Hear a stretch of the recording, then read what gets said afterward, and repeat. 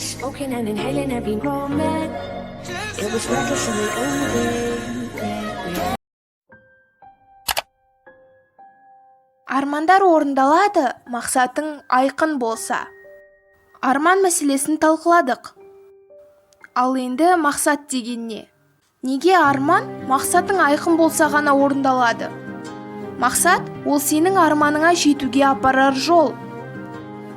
Көптеген жағдайларда адамдар армандайды, алайда арман орындалмайды деген қорытындыға келеді. Ал неге деп ойлайсыздар? Себебі олар ештеңе істемейді, талпынбайды, ынталанбайды. Және ең бастысы оларда мақсат жоқ. Мәселе жалқаулық, еріншектікте емес, мәселе айқын мақсаттың болмауында. Осылай-ақ сендер мақсаттың белгілі бір нақты қадамдар екенін аңғара аласыңдар. Арманға бастар жолда саған көптеген қиындықтар, тосқауылдар келеді. Өмір болғаннан кейін ақ пен қарасы қатар жүреді. Алайда мақсатыңның айқын болуына байланысты сен сол қиындықтардың бәрін еңсере аласың ба, жоқ па, сол айқындалады. Мен арманыма берік адаммын, мақсатыма құрметпен қараймын. Бір арман қойдым ба, яғни сол арманға жету керек. Ал жетпесем, ол менің құр ғана бос сөзім немесе қиялым болады.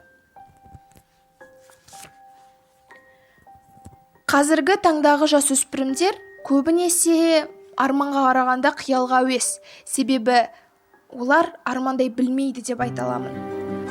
Ал арман жай ғана бос сөздерден өше салатын нәрсе емес. Ал арманыңды мақсатың арқылы ғана шыңдай аласың.